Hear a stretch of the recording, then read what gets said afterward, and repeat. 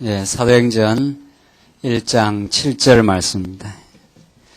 찾으신 줄 알고 봉독 드리겠습니다.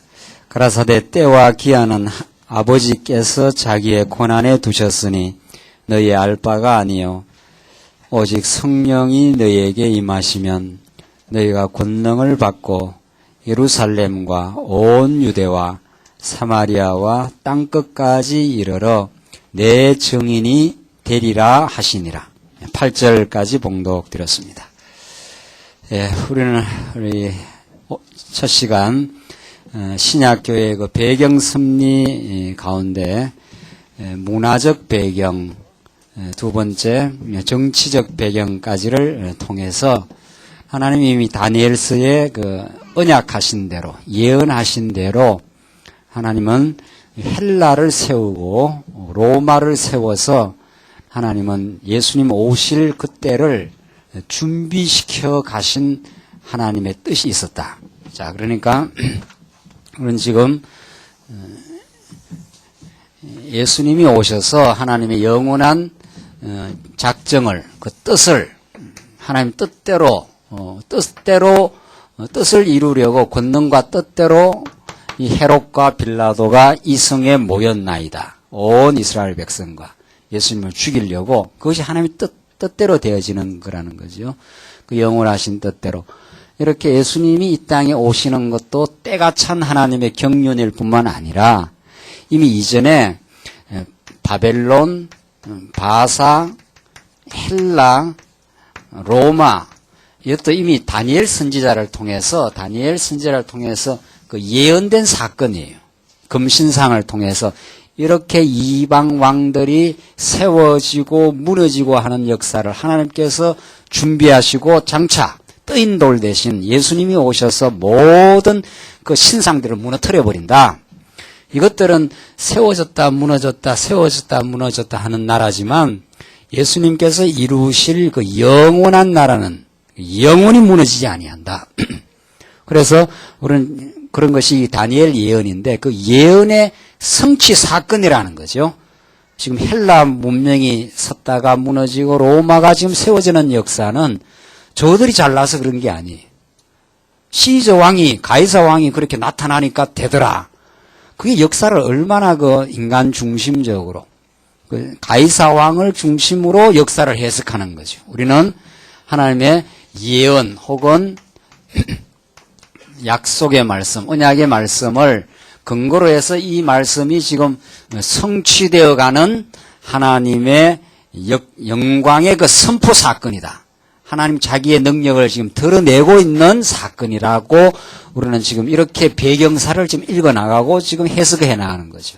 우리 아까분에 로마의 헬라의 문화, 로마의 그 정치적 권력, 이것도 다 하나님의 뜻을 지금 이루려는 하나님의 선한 섭리 가운데 되어진 일이었다. 그 다음 세 번째가 이 종교적 배경입니다. 종교적 배경은 예수님 당시에 예수님을 이제 죽음의 도가니로 몰아넣으려고 했던 그 집요하게 했던 그 유대주의자들, 즉 바리새인과 서기관들, 사두개인들, 이런 자들을 통칭해서 유대주의자라 그러는데 그 유대주의자들을 또 이것도 하나님이 준비시켜 놓습니다. 이들도. 그들이 있어야 그들이 예수님을 팔아 넘길 거 아닙니까? 이들은 에스라 느헤미야 시대 이후, 이게 에스라 느헤미야 이 시대 이후에 율법을 오해한 사람들이, 이것도 전통이 있어요. 오랜 전통이 쭉 이제 이게 중간사라 그러는데, 중간사, 신학적으로 중간사. 그러니까 소선지서 마지막이 뭡니까? 말라기 선지자가 온 이후 예수님까지 이 400년. 이 중간사 때 특히 이제 헬라가 많은 그 로마를 핍박을 많이 하고, 예루살렘을 많이 핍박을 했죠. 자, 그렇게 하니까 이들이 유대주의자들, 율법주의자들이 율법을 통해서 하나님을 이제 깨닫는 거로 쓴 게 아니라 율법을 지켜서 자기 민족들의 정체성을 확보하려고 자꾸 이 율법 지켜야 된다, 저 율법 지켜야 된다 하면서 율법주의화로 변질되어 갑니다. 율법을 지킴으로 하나님의 은혜를 깨닫는, 그게 이제 율법의 본래의 뜻인데, 구약율법. 신약은 또 달라집니다만은, 그건 다 예수님이 이루실 그 언약이니까, 구약의 모든 율법을 이제 지킴으로, 안식일을 지킴으로 우리에게 안식을 주신 여호와 하나님을 기억하게 하는 법이죠. 그런데 이 유대주의자들은 구약 율법, 특히 모세오경을 굉장히 성경에서 중시하면서 그것을 자기들의 행위 규범으로 삼습니다. 행위 규범으로. 이걸 잘 지켜야 하나님 앞에 나아갈 수 있다. 그래서 예수님 당시에는 아예 그 율법을 지키는 것이 구원의 길로 그렇게 유대주의자들이 편만되어 있었죠. 그래서 사도행전에 보면은 계속 유대주의자들과 복음주의자였던 그 바울의 충돌이 일어나죠. 바울이 복음을 전할 때마다 저자가 성경과 율법을 무시하는 자들이라 저 죽여버리라 이렇게 해서 유대주의자들이 바울을 그렇게 미워하고 싫어합니다. 왜냐하면 자기들은 율법을 지키는 그것이 자기 의가 되고 굉장한 자기의 종교적인 그 행세를 하는 근거가 되는데 바울은 그거 다 무슨 소리 하느냐? 율법 우리가 지킬 수 있는 게 아니다. 율법은 우리가 지키는 게 아니라 율법을 다 지킬 수 없는 우리는 죄인들이었고 예수님이 그 율법을 이루어주지 않았느냐. 이렇게 해서 복음을 복음답게 전가하는 바울과 구약 율법을 오해한 유대주의자들의 부단한 충돌이 갈라디아에서 나오고 히브리서에 나오고 계속해서 나와요. 자, 그런 도전 속에 복음이 더 예리해져 가는 건데, 자, 그것이 하나님이 그렇게 종교 배경도 깔아놓았습니다. 자, 깔아놔가지고, 그 유대주의자들의 핍박에 의해서 결국 예수님이 또 죽지요. 예수님이 죽게 되는 것은 여러 동기가 있지 않습니까? 로마 이방인들의 권력에 창이 죽이기도 했지만, 유대주의자들이 예수님을 팔아 넘기지 않아요. 팔아서. 유대주의자들이. 바리새인과 서기관들이 가룟 유다에게 사단이 되니 가룟 유다가 팔아서 이제 넘긴 거거든요. 그래서 예수님이 이제 죽게 되는데 일조를 했고, 즉 하나님의 뜻을 이루게 된 거죠. 결국은 유대주의자들의 핍박이 결국 하나님의 뜻을 이루고 사도행전에 보면 그 이방 전도의 계기가 됩니다. 제가 방금 봉독드린 예루살렘과 성령이 임하시면 예루살렘과 온 유대와 사마리아와 땅끝까지 이르러 복음의 정인이 되리라. 성령이 임하시면 하는 일인데, 그러니까 예수님 당시와 그 예수님의 제자들이 예루살렘에서 복음을 이제 깨닫고 증거했는데 여기에 무슨 핍박이 일어나지? 유대주의자들이. 그래서 사도행전 7장에 보면은 이제 그 이전에 스데반이 이미 죽고, 스데반은 막 돌로 쳐 죽여. 이 사람들은 막 분노가 대단합니다. 스데반을 쳐 죽이고 야고보를 목으로 베니까 여기에 무슨 핍박이 일어나니까 여기에 살 수가 없어요. 유대주의자들이 이렇게 핍박을 하고 들어오니까. 그러니까 할 수 없이 제자들이 피신해 나간 곳이 유대와 사마리아입니다. 유대와 사마리아. 예언 그대로 돼요. 예언 그대로. 사도행전을 읽을 때 참 우리가 재미난 부분이 사도행전의 1장 8절에서 예루살렘과 온 유대와 사마리아와 땅끝까지 그 예언이 그대로 이루어져요. 그 예언이 이루어지는 과정에 누가 쓰임을 받는가 하면은 이 유대주의자들이 스데반을 죽이고 야고보를 목을 베고 막 그냥 피비린내가 나기 시작하는 거죠. 여기 살 수가 없잖아요. 그래서 할 수 없이 그 유대 땅으로 예루살렘 그 주입니다. 요거는 사마리아는 예루살렘 그 위쪽이고 이쪽으로 피해 나가고 나중에 사도 바울이 로마까지 이렇게 가게 되는 거죠. 이러한 역사를 하나님이 언약대로 지금 이루어져 가는 거죠. 언약대로 하나님이 약속대로 약속을 이루는 여호와시다 하는 것을 우리에게 보여주는 건데, 그러한 언약 성취를 해나가는 과정에 이 유대주의자들이 쓰이는 거죠. 핍박이. 그 핍박하는 사람이 있어야 핍박도 받을 거 아닙니까? 도무지. 예수를 믿고 핍박을 받는 것이 가장 이 땅 위에서 큰 복이라는데 뭐 핍박해주는 사람이 있어야지요. 그러니까 그런 핍박을 유대주의자들이 하게 되므로 예수님이 죽기도 하시고 죽어 하나님의 뜻을 이루기도 하시고 이방 전도의 계기가 된다. 자, 이런 걸 우리가 깨닫게 되면은 우리 주변에 우리를 핍박하고 우리를 공경에 몰아넣고 예미한 고난을 주고 하는 사람들은 다 고마운 사람들이에요. 그러니까. 예. 사실 알고 보면 미워하는 사람, 그때는 좀 밉죠. 밉고 괴로우니까. 그런 거 아니에요. 알고 보면은, 야, 이건 정말 나를 위해서 저런 사람을 보냈구나. 참 감사 선물을 해야 되죠. 참 고맙다. 참 감사하다. 그 사람 있으니까 내가 나 되니까. 그런 거거든요. 지금 이 사람들 없으면 어떻게, 만약 유대주의자들의 핍박이 없었으면 그냥 예루살렘에서만 복음이 머물러 있을지도 몰라요. 그렇잖아요? 강하게 핍박이 들어오니까 막 흩어져 나가면서 하나님의 교회가 예언대로 이 사도행전의 이 언약의 말씀대로 그대로 이루어져 간다. 그러니까 하나님이 하시는 일이 아니냐 이 말이죠. 이렇게 하나님은 헬라 문화를 준비시켜 놓고 로마의 정치 세력을 키워 놓고 그 다음에 유대주의자들의 이 거짓 종교, 잘못된 유대주의자들의 그 핍박을 하나님이 다 배경에다 준비시켜 놓았다. 지금 그 말이죠. 왜?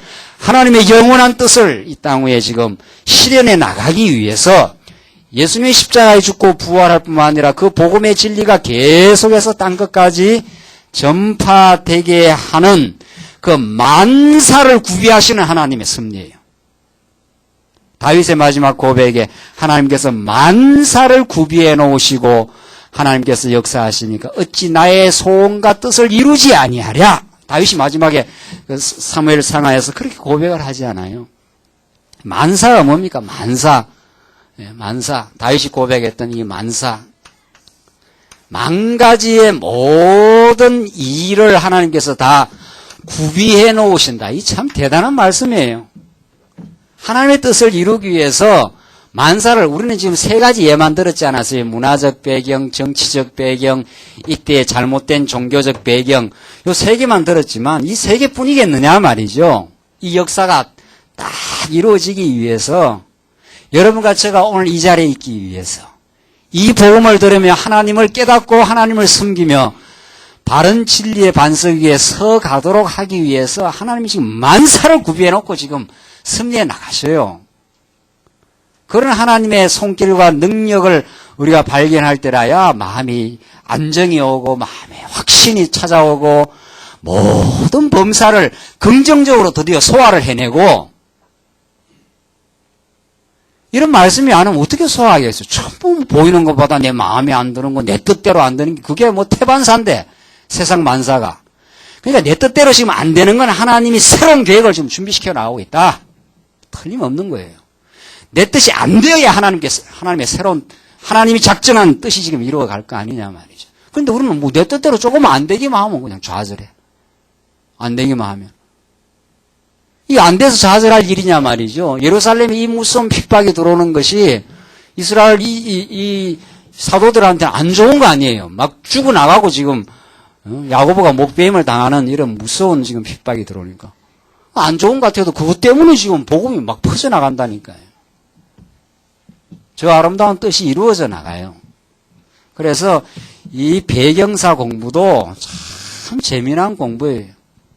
이 배경사 공부도. 배경사도 이렇게 간략하게 하지만 더 포괄적으로 더 하면 더 재미난 거죠. 그래서 정말 하나님께서 때가 참에 하나님의 뜻을 이루려고 하는 그 때를 딱 정해놔요. 그 때를 맞추기 위해서 얼마나 하나님이 오래전부터 준비하고 준비시켜 놓은 그 일을 지금 만들어 가시는 거죠. 그러니까 우리는 지금 근본적으로 하나님의 영광이 지금 드러나 있고, 우리를 통해서 하나님께서 더 크신 영광과 그의 일을 지금 해나가시는데, 지금 어떻게 해야 할지 궁금한 거죠. 야, 내 이렇게 말씀도 없고, 또 말씀들을 보면 이런 일을 어떤 우리가 각자 하지 않아요? 이런 일이 이루어지고, 자녀들에게 어떤 일이 이루어지고, 뭐, 우리가 어떤 사업을 하고, 이거 지금 하나님께서 다 하나님의 뜻을 이루기 위한, 나는 내 욕심대로 어떤 일을 지금 한다고는 계속 하지만 하나님은 그걸 확 뒤집어 버리면은 그게 하나님의 뜻을 이루어 가는 거예요.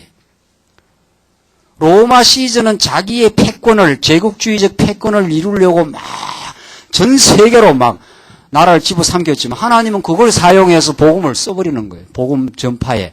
그 보통 도로와 그 백기를 다 하나님이 써버리니까 알렉산드리아는 자기애가 막 헬라 문명을 퍼뜨리려는 헬라 문명의 전도사 아닙니까? 알렉산드리아는. 그렇게 자기 욕심대로 해도, 니는 그 니 일 하는 것 같아도 그게 다 하나님이 하는 거예요, 그게. 다. 성경을 헬라어로 다 쓰게 해서 그 통일된 언어를 통해서 다 복음이 전파하도록 하나님은 착착 지금 준비시켜 나오고 있는 거예요. 그러니까 막 우리가 하는 일, 모든 일이 하나님의 뜻을 지금 이루어요. 그러니까 하나는 좀 밝게도 하고 어둡게도 하는 거지. 어둡게 막 욕심부리고 뭐 하는 거는 좀 괴로우면서 뜻이 이루어지는 거고, 밝게 하는 거는 밝으면서 뜻이 이루어지는 거고. 그 차이는 있어요, 물론. 그 차이는 있죠. 자, 그래서 참 이런 만사를 구비해 놓으시는 하나님의 섭리. 이것이 신약교회의 기초 작업입니다. 기초 작업. 자, 이런 하나님의 뜻을 깨달으면 많이 포기가 되지요. 예, 막 내 뜻대로, 막 내 욕망대로, 아이고, 이리 뭐 이런다고 되나? 하나님이 다 준비시키고 계획하는데, 이렇게 해서 하나님 앞에서 내 마음이 자꾸 안정이 되고, 차분해지고, 그의 영광을 바라보는 눈이 열려져 가는 것이 이런 공부를 하는 우리의 목적입니다. 자, 이제 그러면 초대교회사 들어가 보십시다. 자, 이런 배경을 하나님이 참 물샐 틈 없이 깔아놓고 나면서 이제 예수님을 이 땅에 보내잖아요. 그게 신약교회의 창립입니다. 그 예수님 오신 것도 그냥 우연히 오신 것이 아니라 구약의 예언을 따라 하나님의 정한 그 때를 따라서 예수님이 정확하게 오시고 복음서에서 예수와 그리스도이심을 선포함으로 하나님이 여호와이심을 드러내고 교회의 기초를 놓습니다. 이게 이제 신약 복음서. 복음서가 그렇다는 거죠. 예, 이런 모든 배경 속에서 예수님이 나타나신다. 드디어 역사의 주인공으로 나타나셔서 모든 엑스트라와 조연들을 다 하나님이 준비시켜 놓고 예수님을 보내심. 여러분과 제가 교회 그리스도의 지체이기 때문에, 그래서 우리도 역사의 주인공이에요. 하나님이 우리를 눈동자처럼 지키고 보호하시고 우리를 인도해 가셔요. 자, 이렇게 해서 복음서에서 예수는 그리스도임을 증거해요. 이것이 이제 교회의 기초라 우리는 그러죠. 자, 그리고 나서 예수님 부활 승천하십니다. 부활 승천하시면서 사도행전에서 하늘에서 선물로 성령을 보내겠다. 이게 교회의 드디어 출발. 신약교회의 출발입니다. 신약교회의 출발. 그래서 제가 본문 하나님 말씀 사도행전에서 말씀드린 대로 성령이 오시면, 그죠? 8절에 사도행전 1장 8절에 오직 성령이 너희에게 임하시면, 이 성령 강림 약속 아닙니까? 너희가 권능을 받고 예루살렘과 온 유다와 사마리아와 땅끝까지 이르러 내 증인이 되라가 아니지요. 예. 되라가 아니라 되리라. 되라하고 되리라하고는 하늘과 땅이에요. 하늘과 땅으로의 차이가 나요. 되라는 뭡니까? 되라는 명령이니까 우리도로 자꾸 그렇게 하라는 이야기고, 명령은 되리라는 하나님께서 되게 만들어 주시겠다 그런 뜻이에요. 하나님의 약속이니까. 약속은 하나님이 이루어가는 거죠. 그래서 제가 전에도 말씀드렸듯이 제가 지방에 있는 교회에 있을 때 부흥회를 하는데 요걸 유다와 사마리아 땅끝까지 이르러 내 정인이 되라 이렇게 해서 사도행전 1장 28절 이렇게 성경을 그렇게 붙여놨어요. 참, 저 사람들 성경도 막 이제 두드려 고치는구나. 성경. 왜? 자기가 그렇게 생각을 해. 자기가 나름대로 막 교회 정인 되는 줄 아는가 봐. 그런 생각으로 성경을 보니까 하나님이 약속하고 하나님이 정인 되도록 만들어 가시는 그 하나님의 위대한 영광을 보는 게 아니라 자기가 열심히 낸다는 거죠. 하나님이 되라 했으니까 내가 된다는 거 아니에요. 내가 된다는 거. 근데 복음서를 보십시오. 이 사도행전에서 제자들이 이제는 막 치열한 복음이 전파되는데 이 사도행전에서 쓰이는 제자 중에 베드로와 바울인데 이들이 정말 복음의 정인이 될 자격이 있습니까? 베드로가 복음의 정인의 자격이 있는 사람들을 하나님이 쓰느냐 말이죠. 될 만하니까 썼느냐 말이죠. 전혀 아니올시다. 사도 요한도 마찬가지고 야고보도 마찬가지고 베드로도 마찬가지고, 어디 복음서에 나타난 제자들이 복음의 정인이 될 만한 사람이 어디 있습니까? 인간적으로 전부 다 배신자들이다가 근데 급약한 자들에다가 자기 욕망, 자기 야망에 가득 찬 인간들입니다. 그들은 하나님의 뜻을 못 이루어요. 그들 그 자체로 놔둬가지고는 자기의 뜻을 이루려고 그냥 발부둥 치는 사람들이지. 예수는 십자가 못 박기로 간다는데 저들끼리 앉아갖고 누가 더 큰 자냐 하고 지금 키재기하고 있는 사람들. 그 사람들 만약에 성령이 안 임했으면은 교회를 세우는 게 아니고 자기를 세워요. 자기를. 자기 막 세우느라고 정신없는 거죠. 하나님께서 성령을 보내셨다는 것은 이 놀라운 복음입니다. 복된 소식이에요. 성령이 오셔야 교회가 세워집니다. 성령이 역사해야 광야교회가 세워져 나가요. 김 목사가 애쓰고 노력해야 되는 것도 아니고 우리 집사님들이 막 열심히 낸다고 되는 게 아닙니다. 열심히 내면 더 무너지지, 더 무너져. 옛날 열심히 내면은 자기 의의를 세우는 열심. 그게 무너지고 성령이 우리로 하여금 진리를 깨닫게 해서 그 진리의 감동이 올 때라야 우리의 속 사람이 자라고 진짜 교회가 서죠. 그래서 하나님이 교회를 세운다는 말이 그런 뜻이에요. 이게 신약교회의 창립입니다. 그래서 이 신약교회의 이 창립도 약속에 근거한 예수님의 이 세 가지 약속에 근거해서 세워져 간다. 4페이지 넘어가 봅시다. 자, 그런데 4페이지 제일 위에 바울로 하여금 나오네요. 바울로 하여금 신약교회가 계속 세워지고 이제 각 지역의 교회가 창립이 돼 가는데 예배소 교회, 데살로니가 교회, 빌립보 교회, 마지막 로마 교회까지 바울이 가면서 복음을 전파하지 않아요? 그게 하나님께서 바울을 다 준비시켜 놔요. 바울로. 유대주의 아래에서 바울을 얼마나 율법주의자로 만들어 놓고 그 율법주의자로 살던 바울이 복음을 만나니까 막 극적으로 반전 효과가 일어나지 않아요? 아니구나. 내가 율법을 지키려는 게 지켜서 구원 얻는 게 아니었구나. 정말 오직 예수 그리스도 한 분밖에 없구나. 그래서 바울이 확 180도 뒤집어지면서 복음의 사도가 된 거죠. 이게 하나님이 하신 일입니다. 그러니까 그 바울은 굉장히 율법주의자라는 것은 자기 욕망을 추구하는 자, 자기 의를 세우려고 하는 자 아니에요. 율법을 지킴으로 자기 의를 더 세우려고 하는 자니까. 그런 자를 하나님이 꺾어서 하나님의 사람으로 씁니다. 이게 복음 전거 사역에서 언제나 있는 일이죠. 그뿐 아니에요. 우리 첫 시간에 이야기했던 대로 바울로 하여금 로마 시민권을 딱 준비시켜 놓습니다. 로마 시민권을. 그러니까 로마 시민권도 바울은 자라면서 자기가 다소에서 자라가지고 로마 시민권을 갖고 있었거든요. 그 당시 로마 시민권이라는 것은 아무나 얻는 게 아니거든요. 그리고 자라면서 자기가 가지고 있는 로마 시민권을 이거 왜 갖고 있는지 모르는 거예요. 여러분과 저한테도 지금 가지고 있는 뭐 여러 가지 은사라든가 재물이라든가 뭐 모든 어떤 여건들이라든가 이런 거 있지 않아요. 우리 생각에는 이거 날 위해 써야 되겠다 생각해도 하나님이 마음 하나 확 바꿔놓으면은 확 그냥 바꿔져 버려요.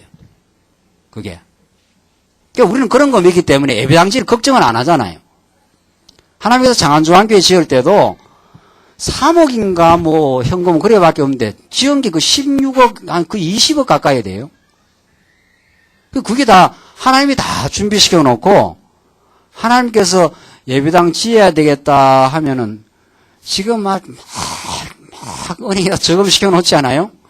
이거 꼭 시켜 놨다가 나중에 노후 보장할 때 써야 되겠다 이렇게 하나님 마음 확 바꿔 놓으면은 확 그냥 바뀌어져 버려요. 그러니까 우리는 뭐 연보 내라 건축 연보 합시다 뭐 이런 거 뭐 애걸 복구를 할 필요 없는 거예요. 안 하면 안 하고 하면 하고 뭐 안 하면 조그만 데 살고 하나님께서 우리도 필요하다 싶으면은 와 지금 마음을 그냥 막 이렇게 흥분을 시킨다니까요. 이때 흥분이라는 건 헷가닥 흥분이 아니고 좋은 흥분, 감격하는 흥분. 그러니까 교회 세우고 교회 일을 하는 거는 하나님이 다 하셔요. 김 목사가 하는 것도 아니고 여러분들 막 하자고 이렇게 해서 되는 게 아닙니다. 하나님께서 우리 마음을 움직여 나간다니까요. 마음을. 그 로마 시민권을 왜 갖고 있는지 모르는 거예요. 바울이 이렇게 살았지 않았어요. 바울이 이렇게. 그러니까 바울이 이때부터 복음 역사를 했는데 이전까지 유대주의 아래에서 얼마나 이 사람이 자기 의가 강했던 사람이고 여기서 로마 시민권을 갖고 있었고 이러잖아요. 모르지요, 바울은. 바울은 모르는 거예요. 이때 예수를 만나기 전에는, 진리를 만나기 전에는 자기가 왜 그런 일을 하고 있는지를 몰라요. 유대주의한테 율법을 배우고 로마 시민을 가지고 그게 무슨 뜻인지 모르는 거죠. 시간이 지나가면 갈수록 이제 뜻이 드러나기 시작하는 거예요. 그러니까 우리도 그런 거예요. 야, 하나님께서 우리를 어떻게 변화시켜 가실까? 하나님께서 어떻게 역사를 해 가실까? 그게 궁금하고 기대가 되는 거예요. 야, 하나님이 우리를 어떻게 변화시켜서 하나님의 사람으로 지금 써나가시고 하나님 역사해 가실까? 하나님께서 목감집을 저렇게 저렇게 준비시켜 놓은 뜻이 있습니다. 뜻이 있다고 봐요. 김 목사한테는. 저 안 팔리잖아, 죽어도 안 팔려. 그 다 때가 되면 팔려요. 때가 되면 정확하게 팔린다고 나는 믿어요. 그러니까 처음에는 왜 안 팔리나? 저런 게 팔려야 내가 이 고생 바가지를 벗어나가는데. 근데 그거 안 팔리고 고생 바가지 벗어났거잖아요, 지금. 그런데 5년 동안을 하나님께서 흑강 같은 데서 살게 하면서. 그러니까 그거 팔리면 나는 벗어나리라 생각했는데 하나님은 전혀 딴 계획을 갖고 있어요. 전혀 딴 계획을 갖고 있어요. 그러니까 지나고 나면 하나님 계획이 맞았다. 너무도 하나님 계획이 맞았습니다. 당신이 하신 뜻이 너무도 옳았습니다. 지금 대적하는 모든 일이. 우리는 지금 잘 몰라요. 모르지만 이런 복음을 깨달으면 야, 하나님이 어떻게 더 멋있는 계획을 지금 준비해 놓고 내 삶을 지금 승리해 나가실까? 이런 기대와 흥분. 그게 예수 믿는 사람이에요. 그래야 예수 믿는 맛이 나지요. 예수 믿는데도 하나님이 어떻게 하실까라는 그 기대와 흥분이 없으면 그 하나님이 안 보이면 정말 염려, 걱정, 내 뜻대로 안 되는 것 때문에 갈등 이런 거 아니에요. 그러나 우리는 이런 걸 배웠으니까, 이미 배웠으니까. 우리의 삶도 지금 계속 진행이 돼요. 이런 것처럼 내 뜻대로 안 되기도 하고 어려움도 있고. 그래도 하나님이 지금 이런 것들을 다 사용해요. 이제 앞으로. 다. 지금 준비하고 우리를 연단시키고 안 되게 하고 안 되게 돼야 돼요. 안 돼 버려야 돼요. 어떤 일이. 안 돼가는 과정이 하나님이 자기 계획을 너 안 되지만 내 계획이 있어. 이 말이거든요. 내 계획대로 지금 진행시켜가. 그걸 드디어 우리는 깨닫게 돼요. 그걸. 어떻게 알았느냐 하면 로마까지 바울이 복음을 전파하도록 하나님이 미리 바울의 일생을 다 미리 준비해 가신 하나님. 여러분과 저의 모든 일생을 지금 준비하시는 하나님. 우리 하나님의 선한 뜻을 지금 이루어가기 위해서. 그게 믿어져야. 그래야 과거에 대한 후회라든가 안 이랬으면 좋았을 거 이런 거 없는 거예요. 예수 믿는 사람은. 그것 때문에 사람이 괴로운 거거든요. 아이고, 그런 일은 좀 없어야 되는데 그 후회. 그러니까 잠이 안 오는 거예요. 맞아서 그게 꼭 있어야 돼. 그게 막혔어. 지금 이렇게 예수 믿게 되었어. 그래서 다 정리가 되면서 오늘을 우리가 신앙으로 소화하게 되고 감사하게 되고 그래 감사하니까 미래를 하나님께서 이런 준비와 이런 험난한 길을 겪고게 하신 하나님이 우리를 이렇게 준비시켜 놨으니까 이렇게 앞으로 어떻게 해 가실까? 우리 광야교를 하나님께서 이런 연단 저런 연단 겪어가면서 우리 순간들을 지금 키워내고 있잖아요. 우리는 아주 궁금한 거예요. 궁금 안 합니까? 네. 궁금하고 우리는 소망에 벅차 있게 되죠. 깨닫게 되면 참 우리처럼 미약하고 우리처럼 욕심 꾸러긴 우리들을 하나님의 복음의 감격으로 변화시켜 나가면서 멋진 하나님의 계획이 지금 우리 앞에 있구나. 이걸 우리는 깨달으면서 교회 생활을 하는 겁니다. 그러니까 우리 잘나서 교회 일꾼이 되는 게 아니고 우리가 조건과 자격이 있어서 우리를 쓰시는 게 아닙니다. 우리 형편없는 우리들이었지만 하나님께서는 준비시키고 우리를 다듬어 가시고 우리에게 필요한 것들을 은사로 이미 주시고 이제 하나님께서 가동시켜 나가요. 바울로 하여금 로마 시민권을 갖게 해놓으시고 죄수의 몸으로 로마에까지 호송되어 로마의 복음을 전파하게 하십니다. 바울을 영광스럽게 만들어갖고 막 그렇게 로마까지 보낸 게 아닙니다. 새스랑에 딱 묶여가지고 완전히 죄인의 몸으로 묶여서 로마까지 가지 않아요. 사도행전을 보면. 그게 하나님의 그 놀라운 뜻을 이룰 줄 누가 알았느냐 말이죠. 우리는 뭐가 좀 잘 안 되면 이게 뭐가 안 되는 줄 알아. 안 돼야 되지요. 안 돼야. 안 돼버려야. 우리 인간의 뜻대로 안 되는 것이 하나님의 선한 뜻을 지금 이루어가요. 바울이 죄수가 아니어서 바울은 그렇게 죄수 될 사람이 아니에요. 바울의 조건으로 봐서는 자, 이렇게 하나님께서는 복음을 전파해 가시는데 약속이 이루어져 가는 데 있어서 다 준비해 놓고 섭리해 나가시는데 두 번째, 이제 교회 창립 이후에 교회에 무서운 핍박이 가해지고 그로 말미암아 순수해져 갑니다. 자, 핍박이 가해질수록 성도들의 신앙은 더욱 순수해지고 강렬해집니다. 그 잡초를 생각해요. 잡초는 자꾸 밟으면 밟을수록 뿌리를 더 깊이 내려요. 더. 이게 그냥 밟을수록 더 뿌리를 깊이 내리면서 퍼져나갔던 것이 초대교회사예요. 그게. 이게 하나님이 하시는 일이에요. 그러니까 로마 권력이 예수 믿는 사람을 어떻게 할 도리가 없는 거예요. 밟으면 더 그냥 뿌리를 더 깊이 내려가 버리니까. 이게 하나님이 하시는 일이었습니다. 그래서 초대교회사가 그렇게 우리들에게는 귀감이 되고 그렇게 순수하게 막 그냥 사자 우글거리는 사자 굴 속에다 막 집어 던지는 거 아니에요. 예수 믿는다 그러면은. 그런데 거기를 가버려요. 우리는 영생을 얻었던 사람들이니까. 우리는 부활의 주를 만난 사람들이니까. 그래서 거의 다 순교를 합니다. 이 당시에는. 거의 다 순교예요. 폴리갑도 그렇고 사도 요한 그 위에 폴리갑 속사도들 거의 순교의 피로 다 물들어져요. 이 사람들은 순교의 영광을 받은 사람들이죠. 우리는 그 영광까지는 없는 사람들이에요. 그 순교도 아무나 받는 게 아니고 죽이는 사람이 있어야 받아요. 여러분과 저도 뭐 순교하고 싶어도 뭐 죽이는 사람이 있어야 순교를 하지.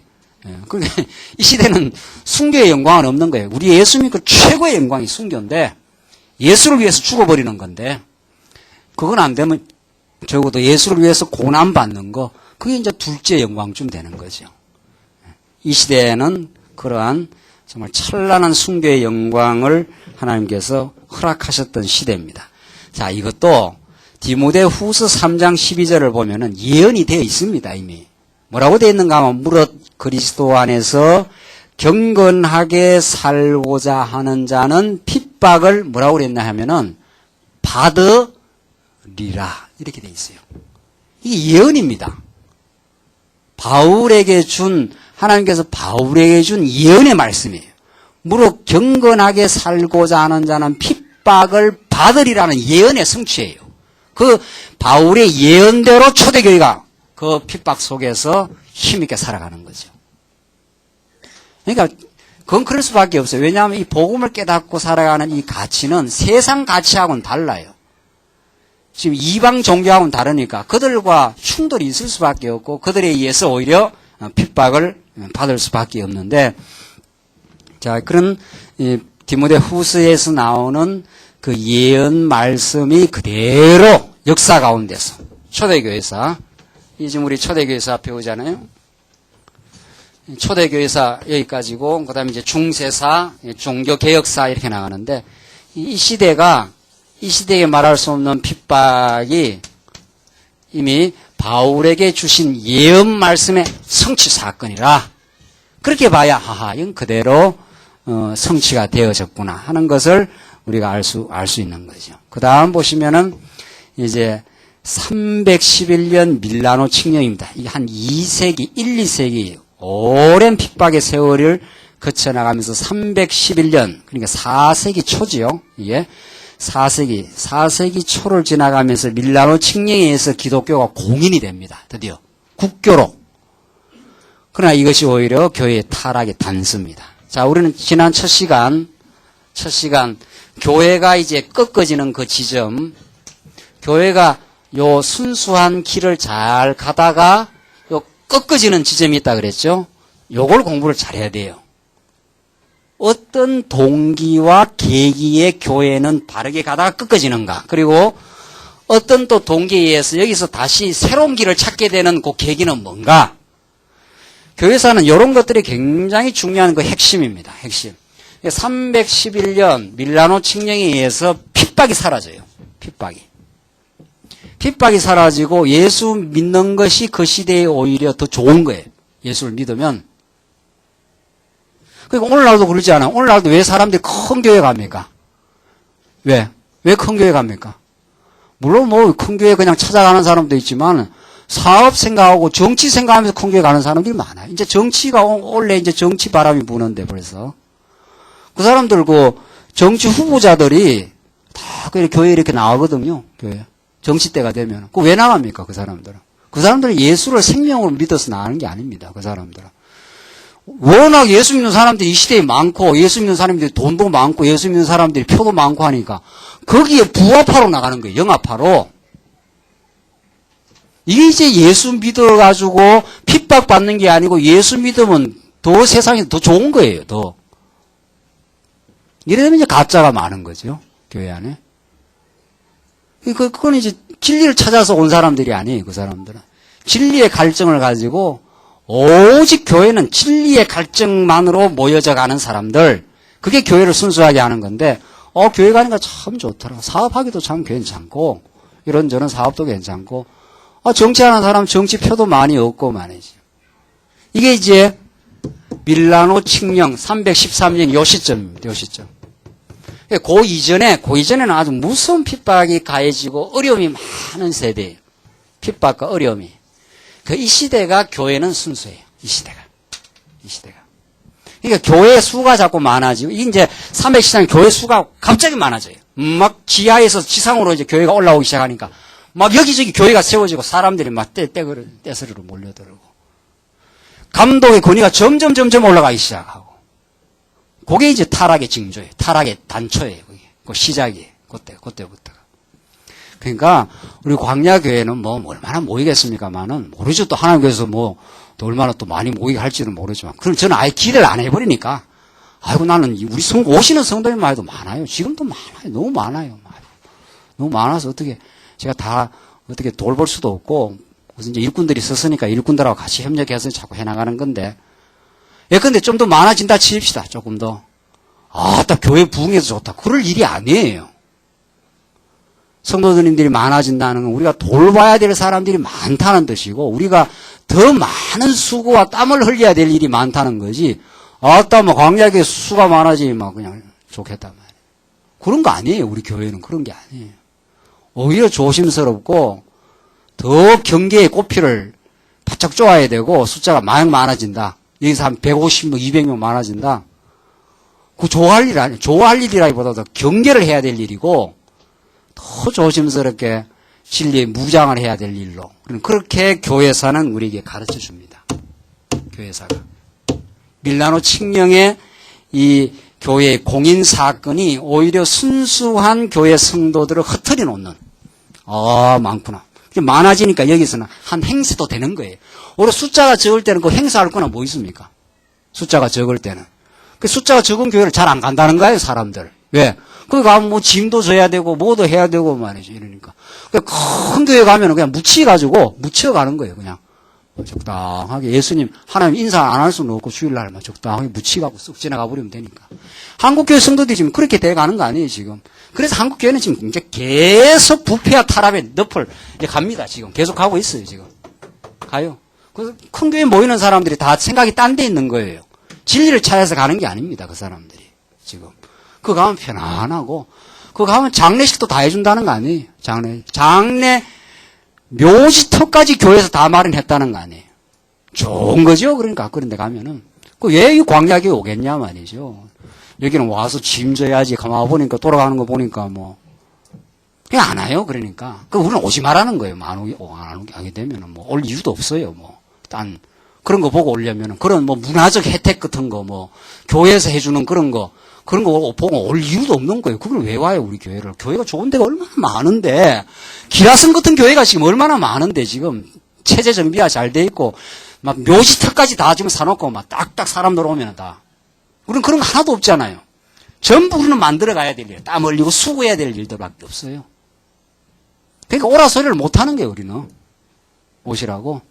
진리가 깨달아지면은 알아서 하십시오. 이 말은 하죠. 진리가 이게 진리라고 믿어진다면은,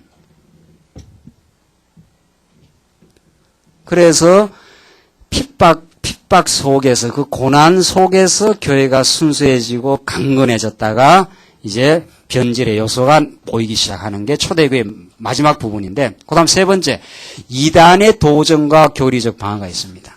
자, 그러니까 이 시대에 하나님이 우리 첫 시간에 헬라 이 사상을 조금 깨끗하게 하십시다.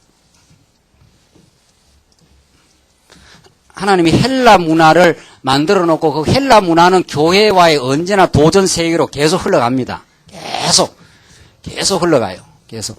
그래 이게 초대교회사인데 초대교회사 여기 꺾이지는 부분이고 이 초대교회사에 계속 이단들의 그 도전이 있어 왔습니다. 계속 있어요. 그 이단들의 도전 속에 교회가 자기 방어를 이제 하기 시작하는 거죠. 그게 교리입니다. 그게 교리. 도그마라고 하는 게. 예, 도그마라는 게 이 교리거든요.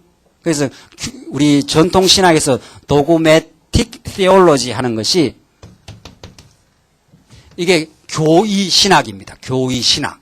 그러니까 초대교회 계속 이단들이 도전을 해오니까 이때는 성경이 우리처럼 이렇게 66권 되어 있는 시대가 아닙니다.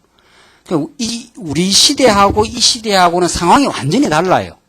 종교개혁 때 66권이 거의 이제 확정이 되었고, 그 이전에 물론 확정이 되었다가 완전히 최종적으로 편집이 되고, 우리 21세기의 성경을 한 권으로 보지, 이 시대는 성경이 두루마리로 여기저기 굴러다니던 때예요. 그러니까 우리처럼 성경을 창세기부터 계시록까지 전체적으로 볼 수가 없습니다. 이 시대는.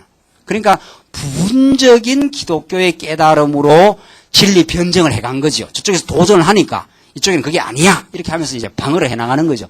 이러면서 이제 신학이 드디어 발전하기 시작합니다. 드디어 하나님께서 이제 이렇게 해요. 그러니까 이단의 도전이 오면 올수록 잘못된 가르침들이 오면 올수록 교회는 자기를 방어를 해야 되잖아요. 잘못된 진리가 침투를 해오니까 아니고 예수는 그리스도시고 예수는 살아계신 하나님의 아들이시다. 어떤 도전이 있었는가 하면 니키아 회의 때 기독론 논쟁이 붙는데 아리우스라는 사람이 예수는 단지 피조물에 불과하다. 이렇게 이제 주장을 하고 나가는 거예요. 그러니까 우리 교회 그 당시 믿음의 선진들이 아니다. 예수는 피조물이 아니라 인간의 몸을 입고 오셨지만 그가 근본 하나님이시다. 이렇게 해서 니키아 회의에서 기독론이라고 하는 진리를 이렇게 진지를 구축해요. 그러니까 이단이 이게 다 필요한 거예요, 이게. 잘못된 이 헬라 철학에 근거한 잘못된 주장들이 도전하면 할수록 교회는 그게 응전하면서 무장을 하기 시작하는 거죠. 그게 꼭 필요한 거예요. 이 시대도 꼭 필요해요. 자유주의 신학이 왜 있습니까? 자유주의 신학이. 우리 보수 신학을 위해서 있는 거예요. 성경이 하나님의 말씀이 아니다. 그러니까 우리 보수 신학자들은 성경이 하나님의 말씀이다. 저쪽에서는 하나님의 말씀인 걸 입증하라. 그러니까 지금 보수 신학자들 그걸 더듬더듬 못하는 거예요. 그래서 우리 이제 마지막에 이야기하겠죠. 우리 21세기, 20세기 말 하나님께서 말씀 운동을 일으켜가지고 성경이 하나님의 말씀이다. 라고 보수 신학자들이 그걸 생명을 걸고 주장을 했거든요. 종교개혁 당시에 오직 성경만으로 우리는 하나님을 믿는다 이랬는데 그럼 성경이 하나님의 말씀인 것을 구체적으로 증명을 해보라. 자유주의 신학자들이 그렇게 도전을 해요. 그 도전을 받으면서 우리가 계속 이제 응전을 해나가는 건데 그런데 지금 보수 신학자들이 그 응전에서 패배했다는 거죠. 그래서 자유주의 신학이 구라파를 휩쓸어 버렸고 미국을 지금 휩쓸고 지금 한국 계속 신학교로 지금 그러니까 잘 나가는 신학교는 다 진보주의 신학이에요. 자유주의 신학. 연세대, 이화여대, 한신대, 장신대 이게 전부 엘리트 신학교들이거든요. 이런 신학교들이. 기껏 이제 총신, 고신 뭐 있는 총신, 고신이 몇이나 추나요 지금? 신학 지금 영역에서. 자, 우리 이거 마지막 부분이 이야기할 내용인데 얼마나 하나님께서 그 시대마다 잘못된 자들의 그 도전을 교회로 하여금 겪게 하면서 교회를 하나님께서 지켜가게 하시는데 그러니까 하나님은 그런 어둠의 세력을 교회 주변에 포진을 시켜요. 이건 구약과 동일해요. 구약에. 하나님께서 이스라엘 백성들 가나안 땅에 이렇게 넣을 때 가나안 땅에 이렇게 넣지 않아요? 그런데 이 가나안 땅에 넣어놓고 주변에 이방 대적을 다 이렇게 포진시켜 놓습니다. 포진시켜 놔요. 그래서 이방 대적에 계속되는 도전에 시달리도록 합니다. 이렇게 시달려야 이 사람들이 연단이 돼요. 연단. 시달림 없이 우리 신앙이 자라질 않습니다. 그 연단이거든요. 연단에 의해서 계속 반복적으로 시달리면서 하늘만 쳐다보도록 하시듯이 신약교회도 계속되는 이단들의 도전에 의해서 교회가 자기 방어를 하게 되고 그 속에서 하나님이 교회를 지켜가도록 역사를 하셔요. 그것이 하나님이 지금 교회 주변에 어둠의 세력을 포진시켜 놓고 그 가운데서 여러분과 저의 생명을 주관 지켜가고 있으시는 하나님의 사랑의 섭리를 깨닫게 하기 위해서 이런 이단들도 다 필요한 거예요. 자, 그런데 이제 중요한 것은 이런 시대에 이제 교리가 만들어지잖아요. 도구마라는 게 이게 교리인데 이 교리가 그러니까 기독론이라든가 뭐 예수님은 참 하나님이요 참 아들이시다. 뭐 인간은 전적으로 타락했다. 뭐 이런 이야기들 뭐 교리가 쭉 만들어집니다. 삼위일체도 이때 만들어지고 그 시대마다 이 교리가 나름대로 역할을 해요. 그러나 이 교리라는 것은 이제 교리에 대한 문제인데 이 교리는 성경 66권 전체에서 나온 게 아니에요. 성경 66권 전체의 체계 속에서 나온 교리가 아니기 때문에 이 교회사를 통해서 구성되어 온 교리들은 그 당대의 의의가 있지만 당대의 교회를 지켜가는데 방파제 역할을 한 의의는 있지만 그 후대에 계속해서 보완되고 발전될 필요가 있는 거죠.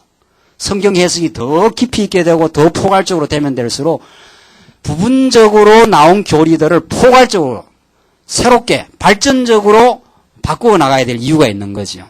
그러나 지금 오늘날 교회신학은 그렇지 않아요. 오늘날 지금 21세기 교회신학은 어떻게 되어 있는가 하면은 이때 만들어진 교회들, 이때 만들어지고 종교개혁 때 만들어지고 이런 것들을 그대로 지금 이걸 보수한다는 거예요. 그 21세기 제가 학교 가서 배우면은 오히려 오래전에 만들어진 교리들이 더 건전하다. 막 이래 가지고 보수 신학은 성경이 가르치는 진리를 보수를 해야 되는데 그 시대마다 만들어진 지엽적인 교리들입니다. 이게 전부 다 부분적인 교리들. 그것들을 엉성하게 짜모아 가지고 그걸 교의신학이라 그래요. 도그매틱 테올로지 해가지고 이게 이제 보수신학의 근거가 되는 교의거든요. 교리라 그래요. 교리. 그게 좀 건전한 교회에서는 다 저 교리를 가르칩니다. 건전한 교회에서는 교리 학습이라 해가지고 신론, 인재론, 뭐 기독론, 교회론, 종말론 해가지고 쭉 교리를 가르쳐요. 그러니까 우리는 그걸 발전적으로 해체하고 새로운 하나님의 교리를 성경이 말하고자 하는 성경신학을 이 시대에 하나님께 주신 선물이죠. 여기에서 이제 우리 이 교회사 공부의 필요성이 있어요. 왜 우리는 성경신학 하느냐 이 말이죠. 왜 우리는 그러니까 지금까지 보수신학 그래도 건전한 우리 프로테스탄트 개혁 교회는 이걸 지금 근거로 하는 거예요. 이거 지금 이 시대마다 만들어진 저 도구마들 즉 교리들을 저 교리들이 저게 일관성이 없어요. 이렇게 만들어져 있는데 그러니까 질문하면 여기에 막 빵꾸가 뻥뻥 나 있는 거죠. 죄 문제를 이야기하는데 당장 하나님께서 왜 죄를 허락을 하셨습니까? 이 질문이 해답이 돼야 죄에 대한 온전한 설명이 되는 거거든요. 성도님들이 다 그 질문을 갖고 있는 거예요. 선악과는 왜 만들어 놨습니까? 이 타락한 세상은 왜 하나님께서 이렇게 섭리를 하십니까? 그러니까 지금 전통적인 신학자들은 그런 질문이 들어올까 싶어서 벌벌벌 속으로 지금 떨고 앉아 있는 거예요. 떨고. 제가 학교 다닐 때 죄 문제를 묻고 들어가니까 신학자가 뭐라 그런 줄 아네? 예. 교인 신학자가 죄 이렇게 해놓고는 동그라미 이렇게 치더라고. 이건 신비다 이렇게. 신비다. 동그라미를 치고. 이거는 왜 이렇게 생겼는지 모른다는 거예요. 하나님이 전능하신데 왜 이 죄가 어떻게 애초에 발생했는지는 죄의 기원에 대해서는 동그라미 이렇게 쳐요. 이건 우리가 말할 수 없다. 오묘한 일은 하나님께 속하였나니 하면서 신명기 말씀을 들이대가지고 그렇게 지나간다고요. 그렇게. 그러니까 성도들이 다 갈증이 있는 거예요. 그러니까 뭐라도 지금 찾고 싶은 거예요. 뭐라도. 이 인간의 죄의 문제에 대해서, 인간의 자유의지에 대해서, 하나님의 예증에 대해서 전체적으로 좀 설명을 해달라. 전체적으로. 그 인간은 다 그런 갈증이 있는 거예요. 진리에 대한 갈증. 이 하나님 택한 백성은 예정도 어떤 데서 말해요 또. 상당히 그래도 건전한 교회에서는 하나님이 예정 말어. 그럼 당장 질문이 또 생기잖아요. 질문이. 하나님 모든 걸 예정했습니까? 그렇습니다. 죄까지도 예정했습니까? 그건 잘 모르겠다. 그거는. 그런 건 묻는 게 아니다. 너무 오래 알지 마라. 또 알지 말해. 또 그런 거는 또. 너무 또 알지 말해. 그런 거. 너무 알다가 이단이 된다는 거예요. 그러니까 이거 뭐 지금 기존 신학으로는 성도들한테 갈증을 채워줄 수가 없어요. 그러니까 여기서 빗나가는 거예요. 여기서 전부. 그러니까 이게 얼마나 취약하니까 나가지 마라 그래. 나가지 마라. 교회 밖에 뭐 듣지 마라. 하지 마라. 그게 뭐 교회에서는 다른 교회 가서 뭐 듣는 거 이런 거 아주 위험시하잖아요. 왜? 자기들의 세계가 워낙 빈곤하니까 나갔다가 뭐 접했다 하면은 뭐 나가 떨어져 버리니까. 그러니까 우리는 아무 데나 가서 들으시라는 거 아니에요. 우리 교회는. 아무 데나 가서 들으시라고. 듣고 와서 이 말씀이 맞는지 안 맞는지 스스로 분별을 하시라. 스스로. 우리 나가지 말라 이런 소리 안 해요. 어디라도 가서 뭐 잘한다 하면은 뭐 열심히 공부. 또 어떤 사람도 비슷하다 그래요. 그 비슷하면 비슷해서 열심히 배우시라고. 비슷하면 비슷해 보이면 비슷하게 하면 열심히 한번 공부해보라고. 비슷한지 안 한지 뿌리까지 한번. 왜냐하면 우리는 성경이 말하는 그대로의 논리를 따라서 가르치기 때문에 이 너무도 분명하다. 지금까지 교리신학은 저렇게 잡동산이 물론 이 시대마다는 나름대로 역할은 했어요. 그 시대는 하나님께서 역할 수행을 했지만은 저게 자꾸 발전적으로 재정립이 돼야 되죠. 교리라는 게. 그래서 성경의 논리가 드러나면 완전한 이 교리가 이제 나와야 되는 거죠. 우리는 그래서 하나님이 여호와시고 하나님의 언약대로 여호와셔서 살아계심을 증명을 하고 5대 속성의 영광을 드러내신다. 이 성경의 본래의 가르침이었다. 그러면 뭐 그 전에 부분적으로 이야기했던 건 싹 그 안에서 다 용해가 돼가지고 싹 정리가 되는 거예요. 소위 말해 재고 정리를 해야 돼요. 재고 정리를. 옛날에 구닥다리 같은 10년 전에 나왔던 물건이 가득 쌓였는데 그거 싹 정리하고 싹 새로운 상품을 갖다 가지고 팔아야 그 백화점이 제대로 될 거 아니에요. 이거는 옛날 거나 오늘 거나 뒤섞여 가지고 막. 그러니까 될 수가 없습니다. 그러니까 이런 시대적으로 부분적으로 만들어진 교리들을 그걸 보수하겠다고 그러는 오늘의 한국교회 보수신학은 자유주의자들의 도전과 그들의 날카로운 질문 앞에서 꼼짝을 못해. 그러니까 똑똑한 성도들이 오히려 질문하는 거예요. 이거 왜 이렇게 돼 있느냐? 이렇게 저렇게 돼 있느냐? 그러니까 성도들한테 질문하지 못하게 하고 원천적으로 질문을 다 봉쇄해버리고 묻지 말고 그냥 가르쳐주는 대로 믿으라. 이런 거죠. 그래서 성도들이 전부 다 바보가 되어버려요. 다. 목사가 그냥 끄는 대로 다 가는 거죠. 이제 그때부터는. 왜 목사가 끄는 대로 가느냐 이 말이에요. 세상에. 성경이 끄는 대로 가야죠. 성경이 끄는 대로. 그래서 우리는 오직 성경이 가르치는 대로 가도록 하십시다. 성경을 배우시고 성경이 배워져서 확신이 오면 스스로 성경의 토대에 두고 진리 하나님을 믿으시면 되는 거니까. 누가 누구를 의지하고 그래요. 그런 우리 참 절박한 우리의 오늘 이 시대의 말씀 운동의 의미를 이런 교회사를 공부하면서 우리가 점점 확인할 수가 있습니다. 그 마지막으로 초대교회사를 마무리 지으면서 신학자 어거스틴이라는 사람을 우리가 주목할 필요가 있어요. 우리가 너무도 잘 알고 있는 성 어거스틴, 이거는 가톨릭에서 붙여준 건데, 어거스틴이라고 하는 중요한 그 신학자는 가톨릭 신학과 건전한 개혁 신학을 갈라내는 분수령에 있는 사람이에요. 이 사람이 여기에 살았던 사람이에요. 4세기 말 5세기. 어때? 어거스틴이. 이 사람에게는 요 진리, 여기 이제 진리의 맥인데, 이 진리. 이런 건전한 진리의 맥도 가지고 있어요. 그러나 이 사람으로부터 꺾어지는 이제 로만 카톨릭 요소가 있어요. 이 양날을 가지고 있어요. 어거스틴은. 그러니까 개혁신학자들도 종교개혁의 전통을 따르는 개혁신학자들도 어거스틴을 많이 이야기합니다. 그리고 가톨릭에서도 어거스틴을 많이 이야기해요. 그 말은 무슨 말인가 하면은 어거스틴 안에는 두 요소가 같이 혼재해 있어요. 그럴 수밖에 없어요. 어거스틴은 원래 만이교를 신봉했던 사람이기도 했고 철학을 공부하기도 했고 하면서 성경에 의해서 그 만이교나 철학을 완전히 비판을 해버렸어야 되는데 그걸 비판을 못해요. 그래 건전한 요소가 있지만 하나님의 예정, 하나님의 은혜 이걸 아주 강조합니다. 그걸 이제 칼빈이 많이 수용을 하지요. 칼빈이 하나님의 은혜, 하나님의 예정 이걸 많이 수용을 합니다. 어디 가서 결정적으로 걸리는가 하면은 죄의 문제에 가서 인간의 자유의지로 인간이 범죄했다. 이렇게 말해요. 그러니까 이제 그건 얼핏 하면 해결이 되는 것 같잖아요. 하나님이 다 작정해 놓았는데 죄가 어떻게 발생을 했습니까? 이러니까 어거스틴이 고민 끝에 생각하다가 그것은 하나님이 준 자유의지가 있으니까 그 자유의지로 자기가 잘못 자유의지를 써가지고 남용을 해가지고 그래서 죄가 발생했다는 거예요. 그러면 똑똑한 사람은 뭐라고 또 물어야 되겠어요? 어거스틴이 지금 살아있으면 어거스틴 얘기 좀 있으면 좋겠어요. 어거스틴이 살아있으면. 그래서 참 잘 말씀하셨는데 그렇게 하는 걸 하나님이 아셨겠습니까? 몰랐겠습니까? 이러면 어거스틴이 뭐라고 그러겠어요? 그렇게 그 인간이 따먹고 범죄하는 걸 하나님이 알았겠느냐 몰랐겠냐 그럼 뭐라 그러겠냐 말이죠. 참 답답하지요. 하나님 모를 리가 없지요. 하나님이 그렇게 따먹고 있는 걸.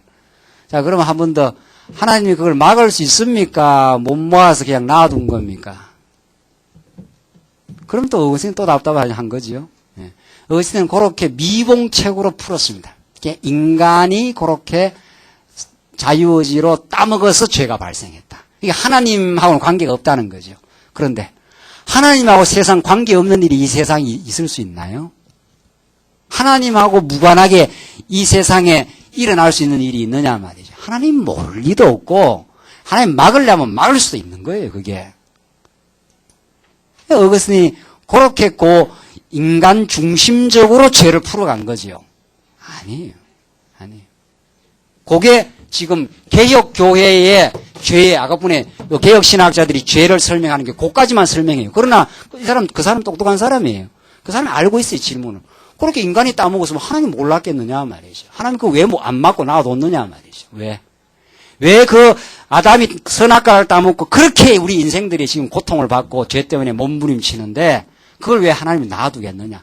놔두는 이유가 뭡니까? 이렇게 물으면 이제 할 말이 없는 거예요. 그러니까 신비라 이렇게 해서 막 어벙하게 이제 뒤집어 씌우고 지나가는 거죠. 그 질문에 대한 해답이 나와야 돼요. 하나님이 다 아셔요. 하나님 모를 리가 있나요? 지금 다 뱀이 들어온 걸 하나님이 다 알고 있는데 선악과도 만들어 놓기를 하나님이 다 만들어 놨는데 그거 먹고 죄인이 되어야 누구를 믿으니까 예수 믿고 하나님의 은혜를 깨닫게 하시려고 하나님께서 다 예정하고 계획한 일이라 죄 문제가 하나님이 다 계획하고 작정하신 뜻대로 그렇게 된 거지 인간이 따먹고 뭐 그렇게 된 게 아니죠. 그건 현상적인 설명이죠. 맞아, 인간이 따먹었어요. 따먹도록 하나님께서 다 그렇게 다 계획하고 작정하신 섭리한 거죠. 그렇게 해서 자유의지 문제를 잘못 설명을 하고 로마 가톨릭 교회론을 낳게 돼요. 이게 어거스틴이 가톨릭 교회라고 하는 그 교회 중심 사상을 어거스틴이 만들어내는 그 길을 열어주고 말아버립니다. 그러니까 교회가 이 지상의 목표로 로만 가톨릭 그때부터 교회 중심주의의 잘못된 사상이 생겨납니다. 우리 다음 시간도 어거스틴을 연결하면서 중세교회사 교회가 어떻게 본격적으로 타락해 들어가는 그 모습을 살피면서 우리 다음 시간 하나님께서 어둡게 하시면 어떻게 어두워지는가 하는 그 역사를 우리가 살펴가도록 하십시다. 기도하겠습니다. 우리 자비하신 하나님 아버지 은혜와 사랑을 참으로 감사합니다. 우리들에게 좋은 시간 주셔서 하나님의 역사를 지배하시고 교회의 역사를 다 배경을 준비하시고 하나님의 교회가 교회 되도록 섭리해 가시는 그 놀라운 섭리를 저희들 오늘 확인했습니다. 우리가 의로워서 교회 일꾼이 된 것도 아니고 우리의 열심으로 교회가 세워지는 것이 아니오라. 하나님이 작정하시고 예정하시고 우리에게 은혜의 섭리를 쫓아 우리에게 주신 은혜의 감격을 쫓아 하나님이